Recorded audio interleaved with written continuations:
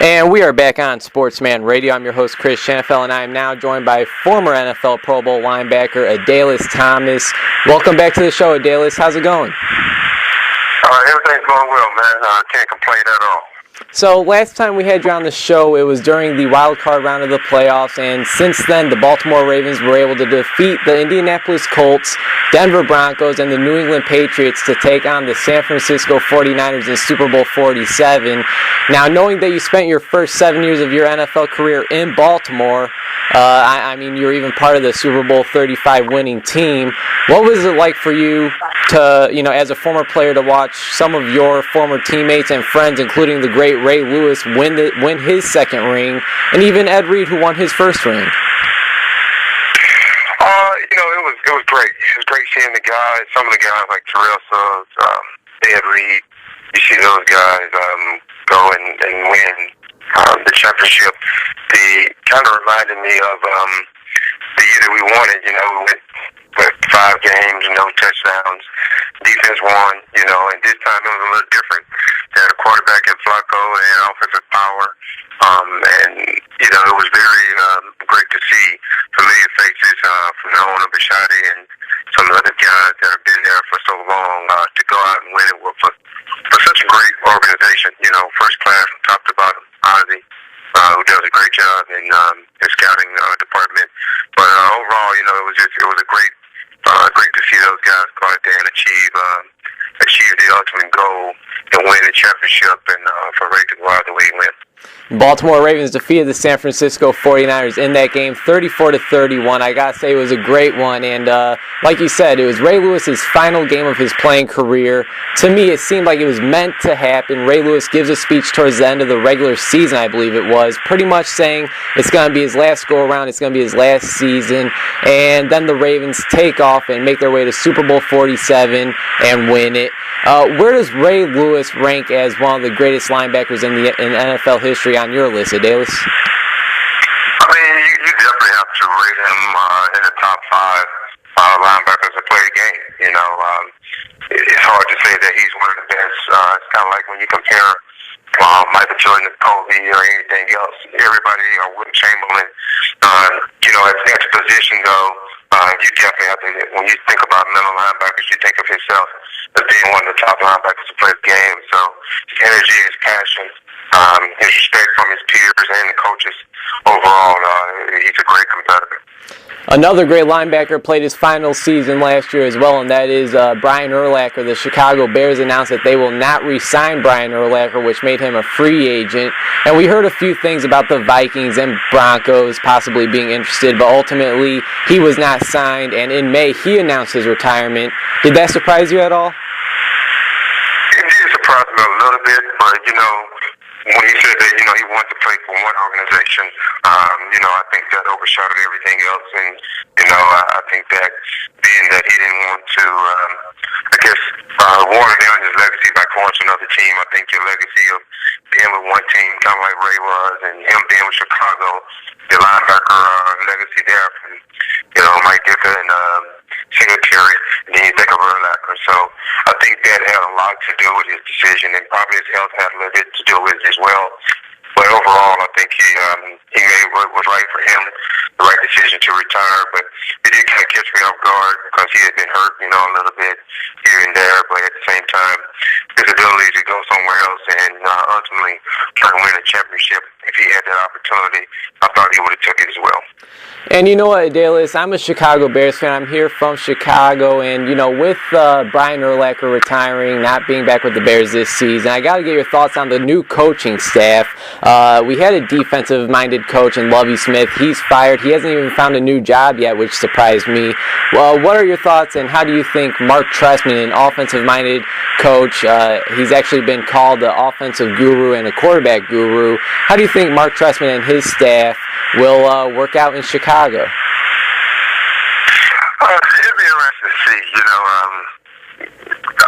The league is definitely taking a change for the style of play, offense, and defensive-minded guys.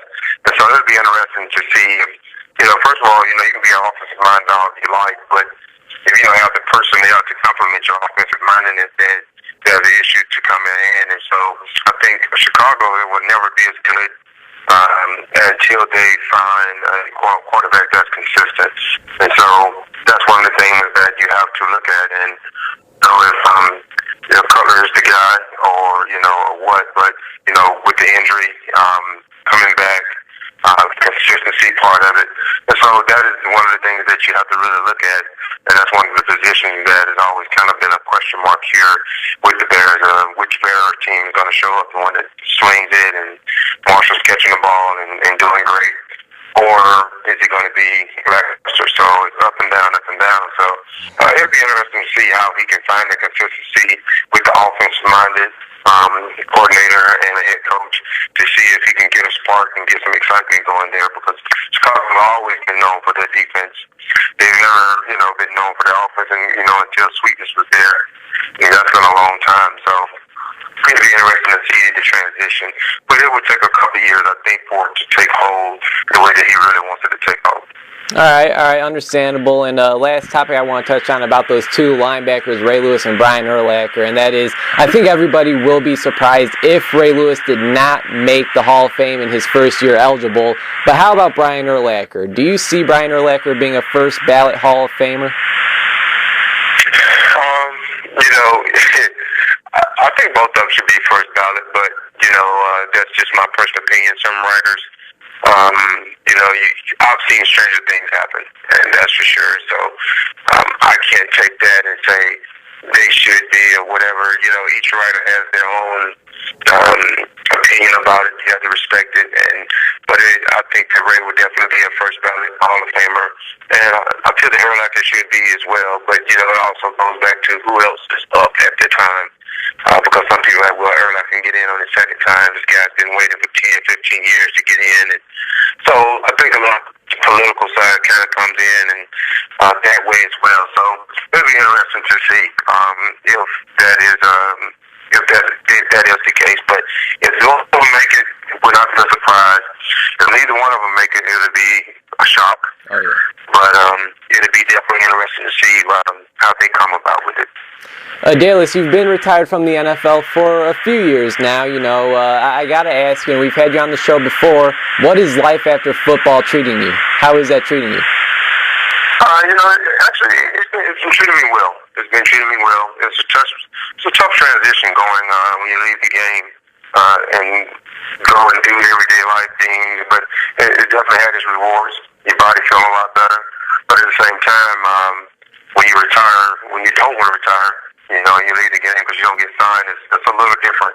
And so it's always a challenge when you want to go back out and play, but you don't get the opportunity to go and do that. So you embrace other things, and so, embrace taking my kids to school and taking them to practice and gymnastics and different stuff like that. So you enjoy the everyday life things that you've missed out on.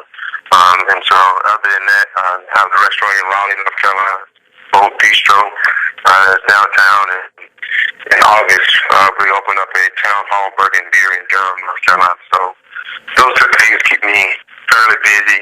I've been doing nothing else but making phone calls and checking emails and everything else. So there's always something to do. Hey, man, that sounds great. And I got to ask you, you ready for the NFL season to start? I mean, it's coming right around the corner. It is, man. I'm going to probably go and visit since I'm here in Atlanta, I'll probably go and visit training camp here with Mike Smith and Mike Nolan, since both of those guys are my coach. I'll go out and visit a couple of times this year for a change, and be the first time I've even, been around any kind of football or professional level since I've left the game. So it'll be interesting to go out there and see some of the guys out there practice.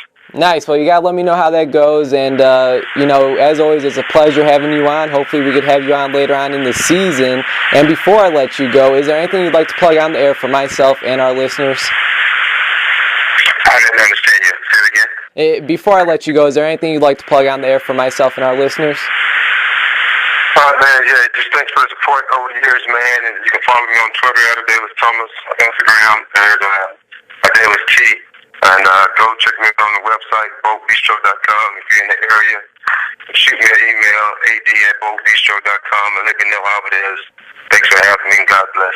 Hey, God bless, Adalius, and hopefully next time or whenever I go out to North Carolina, I'll definitely see you out there. All right, man. Appreciate it, man. Thanks a lot. All right, take care.